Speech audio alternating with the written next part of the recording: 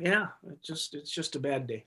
Well, makes us all realize one thing: cherish life each day. We're lucky to have it, and who knows? As a good friend of mine put it, we're on the back nine of the golf tournament, and who knows what when that tournament will end for any of us. So I see. Well, first of all, let's put it this way: we do have the Hercus Circus coming on board with us. The two of them have signed on very, very early. But you know what? I'm going to open the door up and let them in, because you know what? We're not going to waste any time. Tony will be on probably about quarter to. Obviously, he takes directions much better than Steve Johnson and Bob Joyce do, but they were so excited they jumped on early, so we're bringing them in. Part of the Hercus Circus, at least, and with that, we'll welcome Bob Joyce, and we welcome Steve Johnson. Greetings, gentlemen.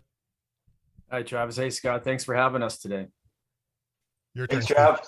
Hey, Steve. Go ahead, Scott. You know, one thing, guys, just to explain, we had Bernie Perrant on a few months back, about a month or so ago, and Scott got really, really giddy and excited having, Bernie come on. And now when I told him Bob Joyce is going to be on, he got even more giddy, because they go back a long way, Steve. So I'm going to let Steve and Scott start this whole show off. Go ahead, my friend. Yeah, I want to know more about Steve, because I see his Humboldt Broncos jersey in the background. What have you been up to in the last little while? And that Hawks and Broncos jersey in the background intrigues me. My youngest son, Max, played in Humboldt a couple years ago. Yep. So one year after the tragic accident. So he was traded from the Calgary Canucks to the Humboldt Broncos. So he enjoyed his time up there. How did he enjoy that experience a year after that accident? Because we talk about the bus so often, and for Canadians, it was devastating right across the country, because everybody takes the bus at some level. If they play hockey or any sport, they're on the bus. Yeah, he lived in a house where two of the boys who passed had lived, and so it was certainly some uncomfortable times, I'm sure, at some point. But he really enjoyed his experience there. That community certainly came together and very supportive of everything that they do up there. And ironically, I ran into Mark Chipman the first night I was up there watching one of his games. Mark was actually at the game, and he's part of a foundation there. I'm not sure what the name of it is, but I think he kind of oversees one of the foundations and some of the money that came in after that accident. Yes, and a lot of money did come in. So what's your son doing now? Is he still playing? I've got one son in Hamlin University in St. Paul. And then my son, Luke, actually, he's with the Jets. Luke Johnson is my older son. So. Oh, okay. Well, we've had Luke on the show. Yeah, he was. He's been in. He broke his foot twice, so it's been a rough little bit here. But he got a plate put in it the second time, and I think he's a couple weeks away, but he's feeling good. So I think he's only played about 11 games with the Moose so far at this point. Well, the unfortunate part about that whole situation is that during this whole COVID mess, he was on the verge of having an opportunity to play for the Jets, and more than once or twice. He had an opportunity to really get an opportunity. Yeah, I think he was probably. I think he had points in 6 straight games when he came back. So he was, the on ice stuff was going pretty good for him, and I think probably came back a little early. He had a little pain. He never really did get rid of the pain. And the good part is, he said, as soon as he had the surgery after the second time he re-injured it, he felt great. So he's optimistic about that. Outstanding. Bob Joyce, I haven't seen you in a long, long time, but we used to talk quite often. Yep. Back in the day when you were in Winnipeg, and then when you got into your National Hockey League career. I understand that you decided to stay in Florida and fly airplanes. Yeah, I came down here back in the mid-'90s to play for the original Solar Bears in the IHL, and played a couple years here, then a few years in Germany, retired. And my dad was a pilot. My dad's still in Winnipeg. He was a pilot. So I was around little airplanes my whole life, and thought about being an airline pilot when I retired, but then realized I didn't want to travel anymore. My wife was pregnant with our son, who's now a freshman at Embry-Riddle, soccer player. And I enjoyed the flight training world. So it's just coaching. It's just a different game. But so I ended up staying in flight training and been here ever since. The voices you're hearing, Scott, let me interject. Go ahead. You are Tell listening. something. You're getting excited. Not just that. We're going to tell everybody, well, you're listening to 790 KFGO and 104.7 FM out of Fargo, North Dakota. Steve Johnson, and as well as Bobby Joyce have joined us. Tony Hercus will be joining us shortly to fill out the Hercus Circus. But until that point, we're talking with what these guys are doing today, and we'll carry on that conversation with Scott and Bobby Joyce. So you got into the business of teaching pilots. Yeah, I became a flight instructor with the intent of, building some time and going to the airline. But when I got ready to jump to the airlines, I just realized, in fact, my wife was pregnant with our son, who's now 18. We were moving some little airplanes up the East Coast where the flight school that I worked for, and we got weathered in North Carolina. I ran into a former instructor of ours working for an airline and saw her with her crew. And I just looked around the hotel lobby and I thought, how many times have I stood around a hotel lobby with a bunch of dudes waiting for a key to a room? And I just realized they don't want to travel anymore. So I took a full-time position at the flight school I trained and worked at for a long time. And then now up at Embry-Riddle Aeronautical University in Daytona. Are you still coaching? You were involved with coaching the Embry-Riddle hockey team. Are you still involved with that program?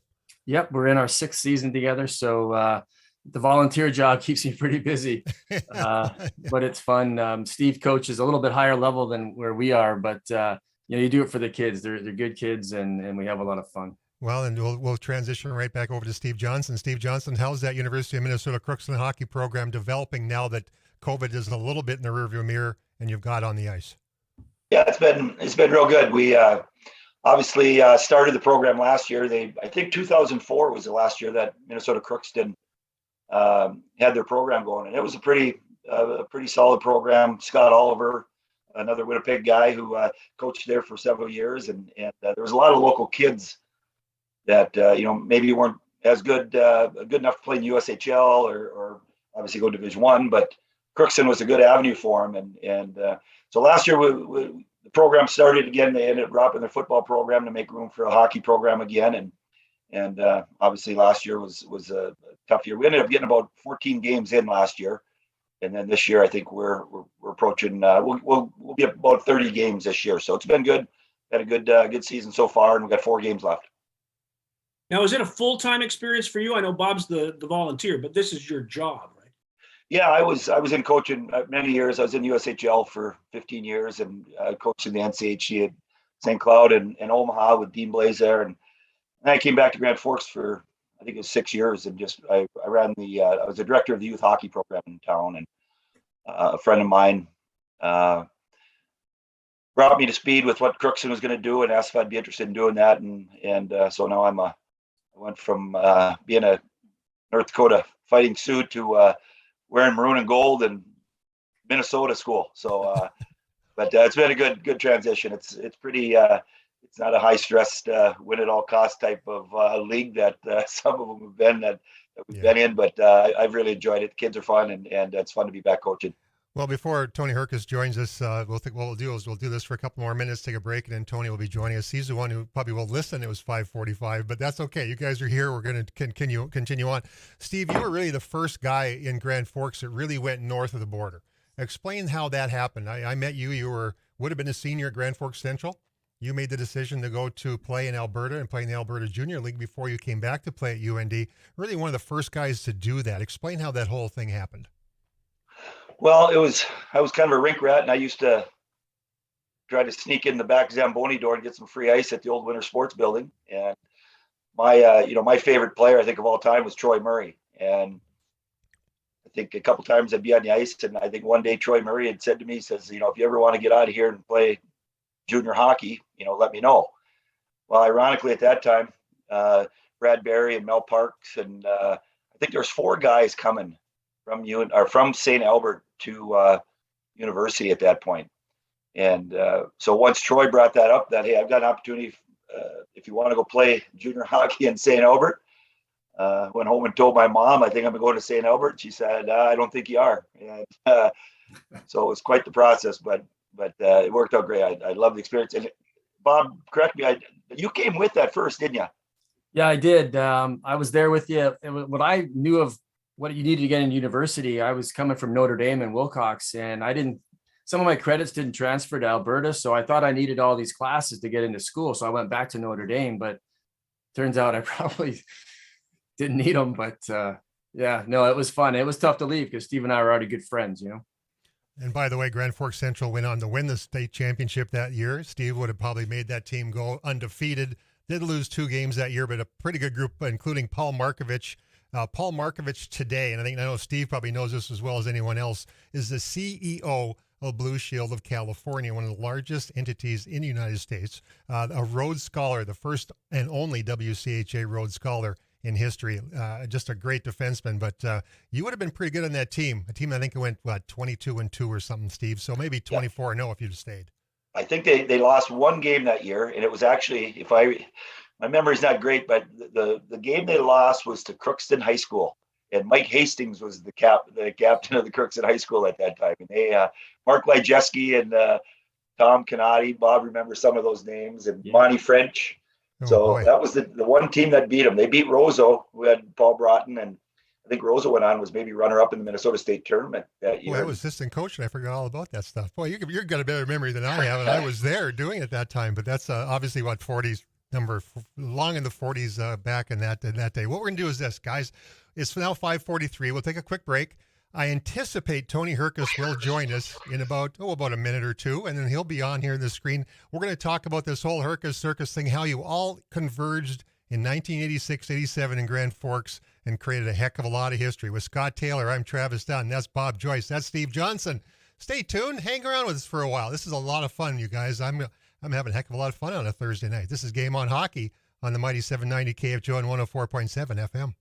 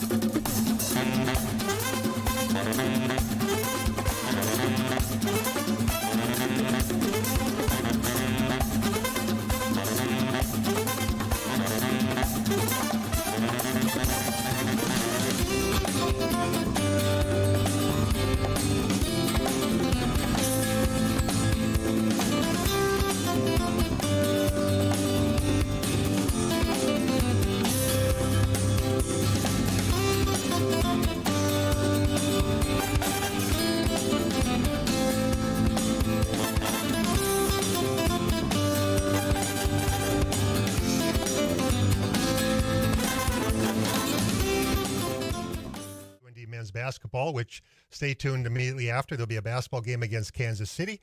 And of course, tomorrow night, University of North Dakota men's hockey versus University of Minnesota Duluth. I believe there's a time change in there because it's going to CBS Sports Network. But regardless, you can catch Tim Hennessy on the call tomorrow evening. This is a sponsored segment. Each segment's sponsored by somebody. Well, in this case, I know Steve Johnson knows these guys really well. The Golf Center in Grand Forks. Steve has spent a lot of money there, I'm sure, with his kids playing golf. I know I've spent my share of it there. Golf Center in Grand Forks, been in business for 35 years. Golf equipment's not inexpensive, and I'm going to tell you my personal story. A couple of years ago, I was trying to upgrade from those old blades that I couldn't hit very well, and I went into the Golf Center looking for, an upgrade. They had a great selection of used clubs, and I got a brand new set, basically a brand new set of Titleist AP2s for a fraction of the cost that it would if I would have purchased brand new, and they were 2 degrees upright and 1 inch long. For the 6'4" guy, it worked out very nicely. So they've got a great selection. Guys trade stuff in, whether it be drivers, 3-woods, 5-woods, putters. You can get a great selection at very, very cost-effective way to do it. And it's all top-notch stuff. They'll be cleaned up and made to look brand new by the staff at the Golf Center in Grand Forks. 3001 South Columbia Road in Grand Forks, or call 701-775-0019. Brian Leach or Nate, they'll take care of you. The Golf Center, they take care of us as well. So I'll be up there pretty soon once the grass starts to turn green, and maybe pick up a few golf balls and a golf club. One thing that I know Bob Joyce is not used to, Bob, we're under a blizzard warning. So you remember what that is, right? What's the definition of a blizzard, my friend? You're an aeronautical engineer. It's in the world. Ice cream thing from Dairy Queen, isn't it? Well, that's pretty close. It's just wind. We're not getting much snow, but up to 60-mile-an-hour winds. Could you land an airplane in that, do you think? Hopefully not. Yeah, I never want to try. Yeah. And with that, we open the door, and Tony Hercus, the guy that paid attention at exactly 5:45, he signed in. The other 2 guys are too excited, they jumped on. But we have Tony Hercus, the namesake of this line. The Hercus Circus has been reunited. And with that, Scott Taylor, you go ahead and ask some questions, my friend. Well, tell me the story. Who's got the story? Tony, hi. When did this thing come together? How did it come together? And what's behind the creation of the Hercus Circus? Well, I guess I'll go ahead. Yeah.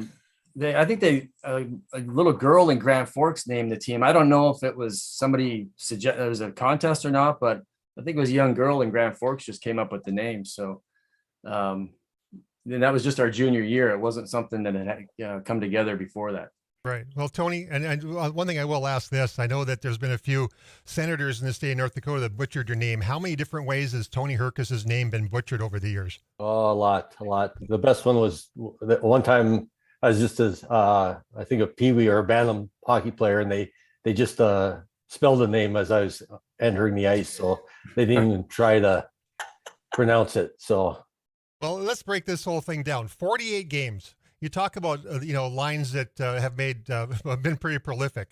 And I mean, you guys probably haven't added this whole thing up. 148 games between the 3 of you, 124 goals, 151 assists for 275 points. But one exclamation point I have in there, 138 penalty minutes. You guys, let's go with Tony on this one. You guys weren't afraid to stick your nose in it either, were you? Well, I think Bob got the ball rolling usually on that, fighting in the corners, pushing and shoving, and we just came in the mop up, I guess. And but yeah, it was a good team effort and good line, and we played it any way you wanted to play us. We played hard, and we got points. So Bob, you got your direction down the University of North Dakota. You came from Notre Dame Academy. Who was the one who recruited you to make that trip down? And then when did you decide that UND was your destination? Well, I used to watch UND on I think it was WDAZ back in the day, maybe, right? Yep. With Dave Christian playing. And then, of course, I grew up next door to James Patrick. So he had gone there. And then I used to work. So through James, I got to know Gino and Marksy, John Marks, Dean Blaze, Birdie. And I'd come down and work hockey camp with Steve. And so I was that's where I was going to go.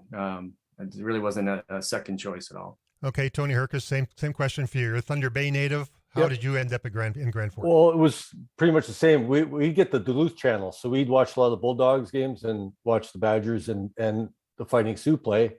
And a lot of my teachers, the Piros, Brian DePiero was my teacher in school. Dave Bragnello was our coach one year. So we had all these guys that played at North Dakota. Ab Slavinsky was my football coach. He played both hockey and football in North Dakota. So a lot of connections that way, and just thought it was the best fit for me. And Steve, obviously a Grand Forks native. You grew up around the University of North Dakota hockey program, as you said, sneaking in the back door. But were there other opportunities for you to go elsewhere? Yeah, there was. I think I don't know if Gino wanted me or not. I think he wanted me once some of the other schools wanted me, but it worked out good. But obviously in my backyard, and watched all the guys, all your teams and stuff. And it was as a hometown kid, a pretty easy choice. So I had some other opportunities, but North Dakota was once they got involved, it was a pretty easy choice. The whole concept of a line has always been very interesting to me, because right now I cover the National Hockey League, and of course everybody's talking about these guys have to be together and this has to be the line. And as Tony and Bob certainly know, lines don't stay together for a long time in the NHL. But you guys stayed together for a while. What makes a line work? What is it about three guys together that they get success? Bobby? Well, truth be told, I think Steve, maybe half the games we played together. Yeah, I think I played the first 6 games with you. Then Gino moved me to the middle, and I played with a bunch of different guys after that. So we only played together, except we always played on the power play together. But we were actually only in line for 6 games, I think, first 6 of the year.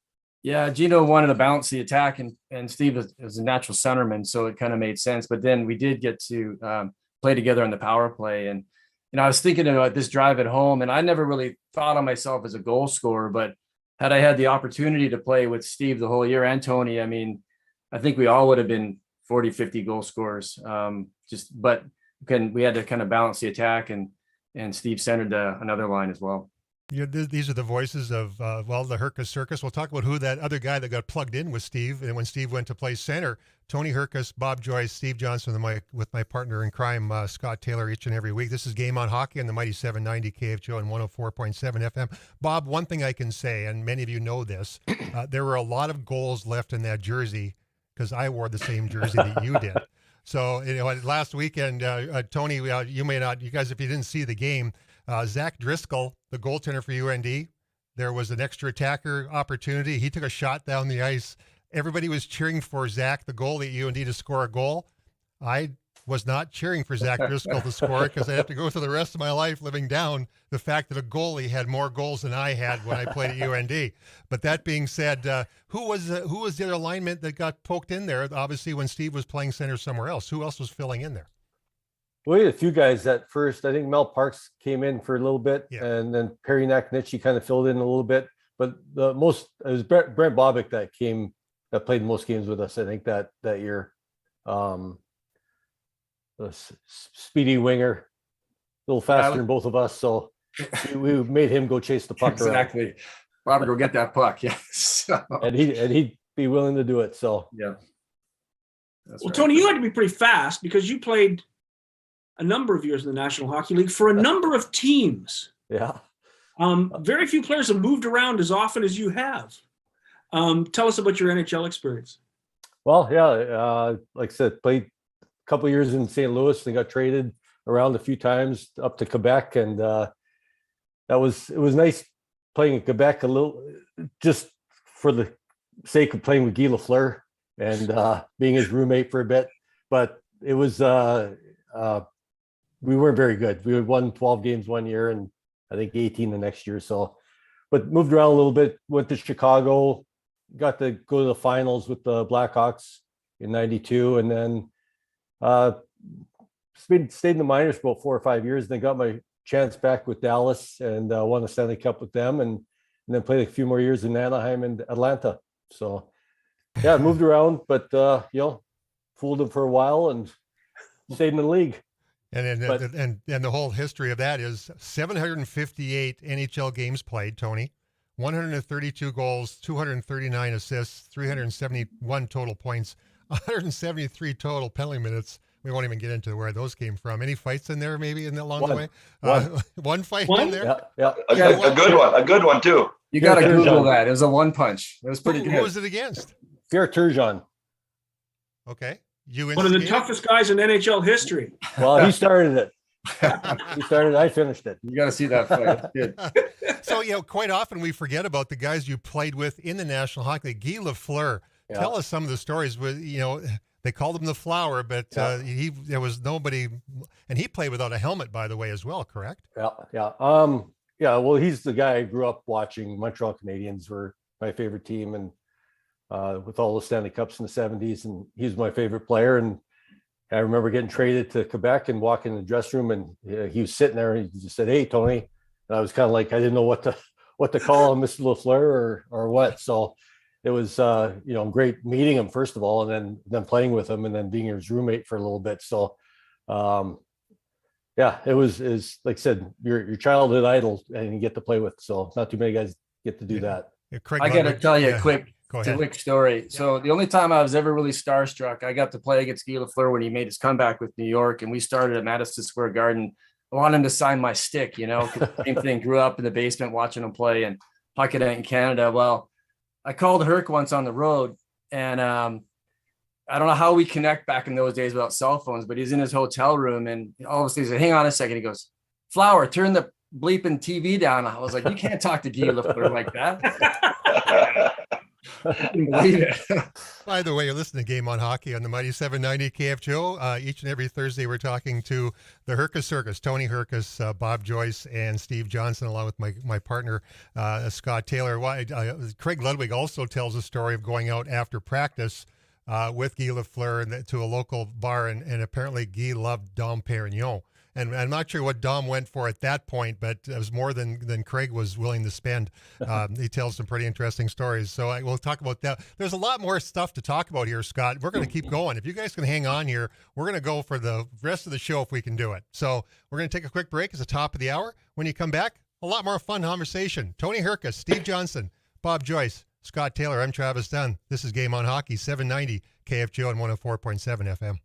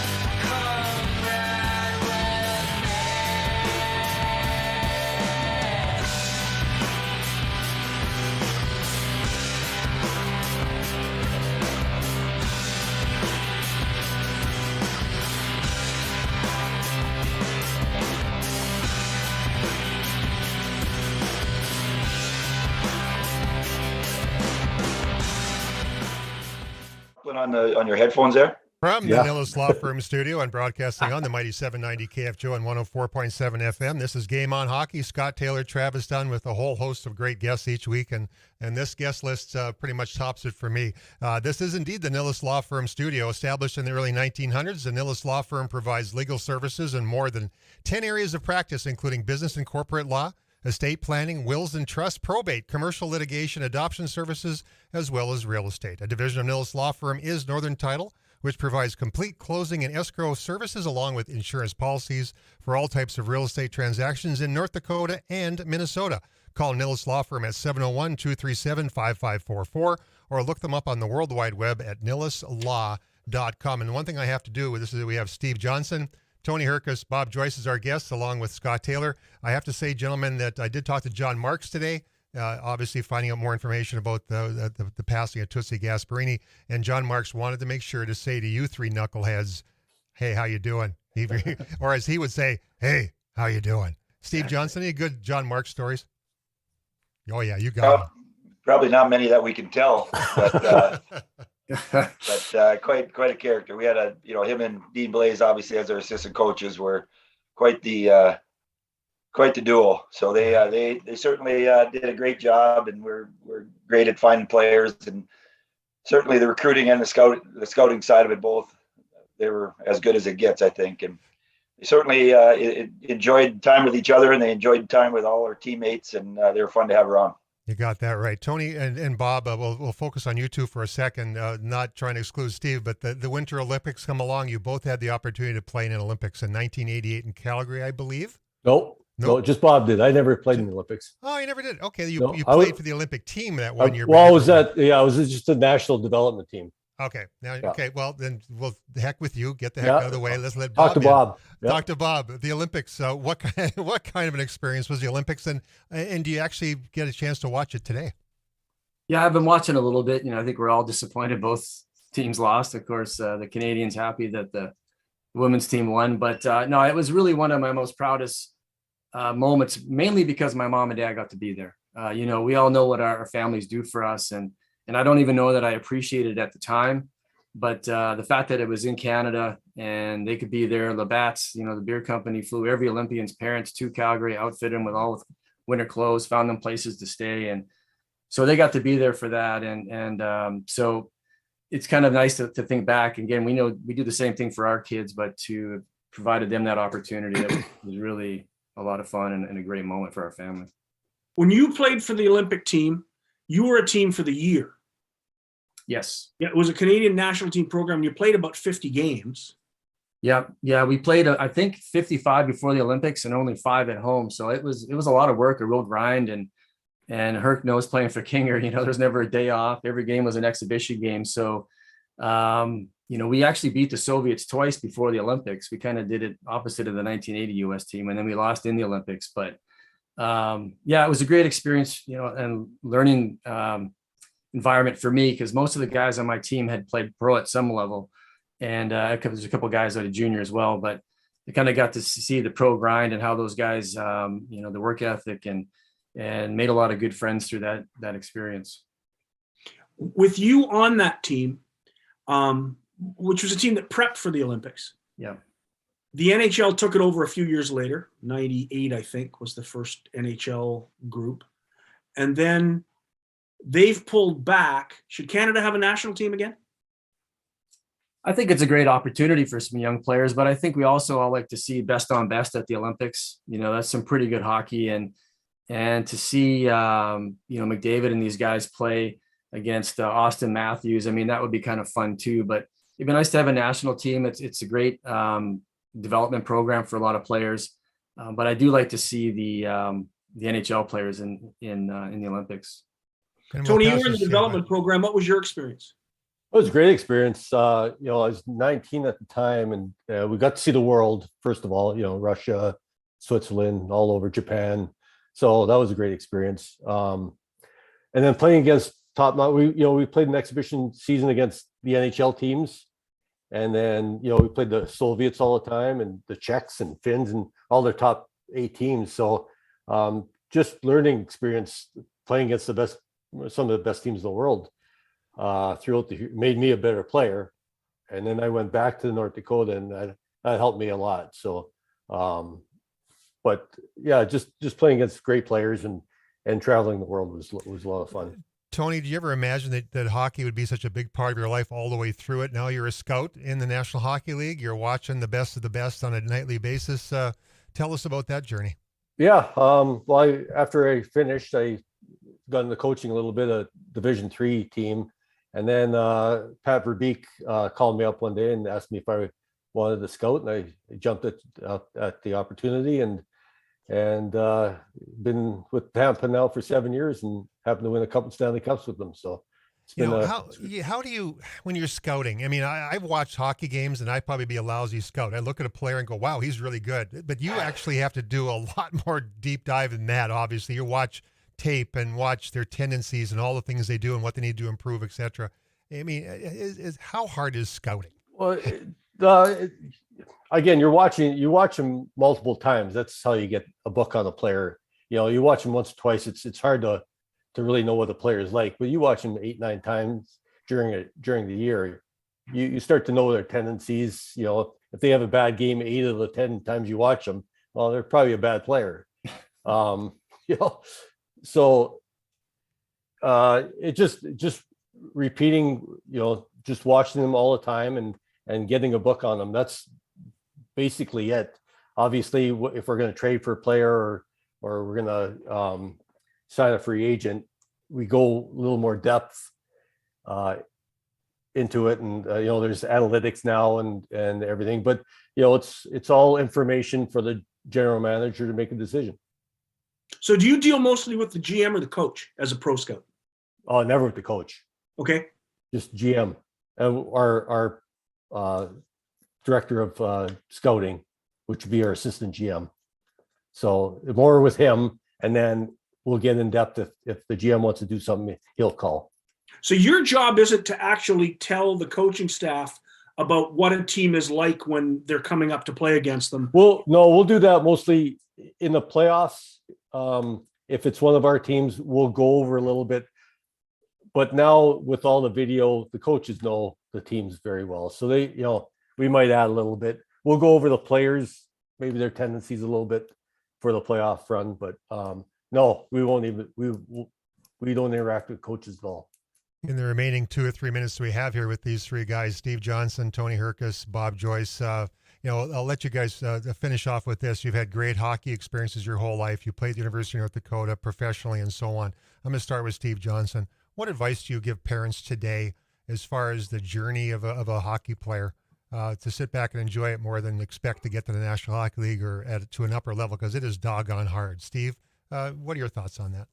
Well, I think, you know, the main thing, and I dealt with this a lot, obviously, in junior hockey, you don't deal with the parents at all. But when I was the director of youth hockey in Grand Forks, the main thing is just, if you can get kids to, you know, work hard and have fun, you know, keep it as simple as that, you know, provide the opportunity for them. And the main thing, I think that's the main thing, is just, you know, developing a work ethic, having fun playing, you know, and then, you know, in our area, like, get out and play outside. The unstructured stuff is where you're going to develop as a player. And it doesn't matter how many, you know, how good your practices are or what tournaments you're playing. And if you're not a rink rat and outdoor kid, the kids that make it from here, that's the common denominator, is the rink rats. Bobby Joyce, go ahead. You know, I tell you, I was in Las Vegas. My kids were little at the time, but I had a beer with a former teammate named Ken Quinney. He stayed in Las Vegas, and he became a paramedic. And something I'd never thought about, he was doing some private hockey lessons with a kid that was 15 or 16, and the parent asked him, is it worth it? And every parent thinks their kid's getting a full ride and going pro. And he said to that parent, you know what? During my day job, I go to the gang fights, the drug overdoses, the car accidents, all the trouble these kids get in. He said, you know where your kids are? They're with positive people doing positive things. He goes, yes, it's worth it. So that kind of never really left me when my kids got into their activities. In fact, I was just saying goodbye to my daughter. She's off to her dance class. Yeah, absolutely. And Tony, your thoughts as an NHL scout, your perspective. Yeah, well, same thing. I mean, it is hard to get that to this level to play. And again, when Steve said, you know, kids have fun and you develop with your your skills away from the rink a lot of times too, and playing other sports.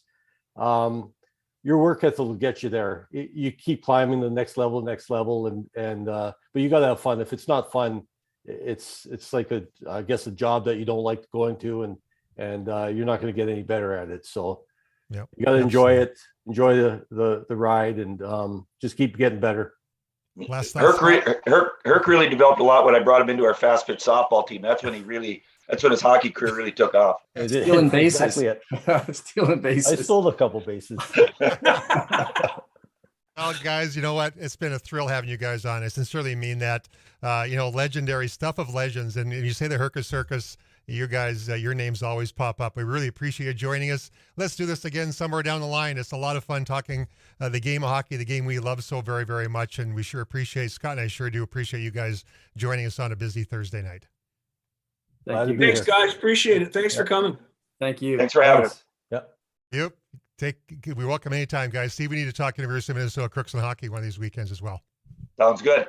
All right. Hey, that's Game on Hockey. This has been Game on Hockey. We still got 15 more minutes to go. Those guys are exiting stage right. We're going to bring in Kyle Nixon from the Pilot Mountain Hockey Academy here in a few minutes. Carry on that conversation with our friends at Pilot Mountain. Until then, you'll take a quick break from the Nihilist Law Firm Studios on the mighty 790 KFGO and 104.7 FM.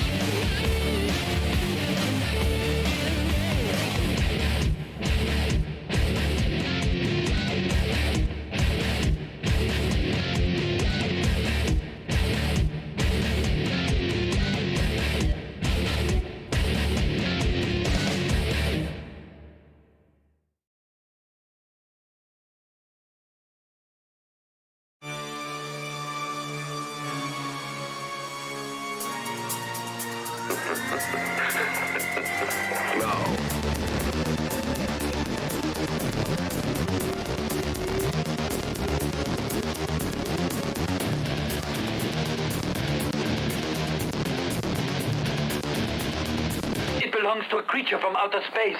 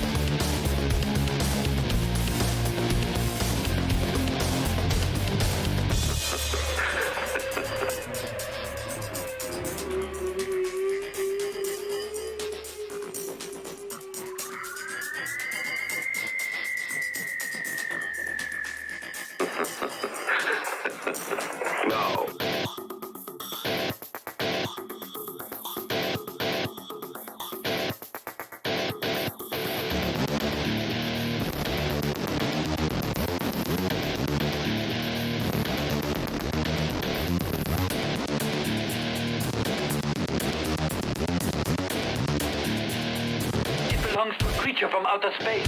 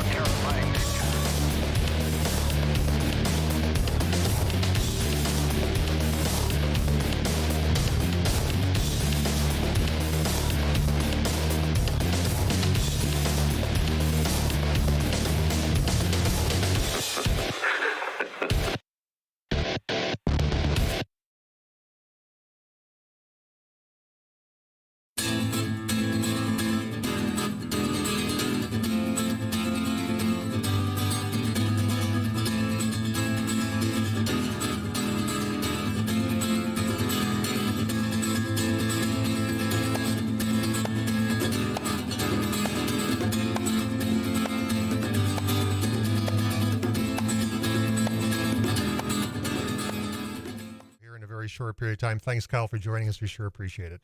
All right, take care, fellas. Thanks, Kyle. Appreciate it. Well, Scott, we had a fun Hercus Circus visit. Steve Johnson, Bobby Joyce, who you obviously go back a long way with. Boy, what a great show, in my humble opinion. It was great to see Bobby again. I haven't seen him in a long, long time, and he doesn't live that far from my daughter in Orlando. So it was really nice to have a chat. You got to Of course, Tony Hercus was one of my favorite NHL players of all time. You know what? We get to do this each and every week. Next Friday, we're moving to a pregame show for UND hockey, so we're hoping to have some we know we'll have great guests then. But you know what? Enjoy your week. Enjoy your weekend. Stay safe out there. Blizzard watch tomorrow from Winnipeg to who knows where. But be safe and make sure to tune in and stay tuned for basketball to follow. For Paulie Lines, for my partner Scott Taylor, listen to Game on Hockey on the Mighty 790 and 104.7 FM from the Nihilist Law Firm Studios. Good night.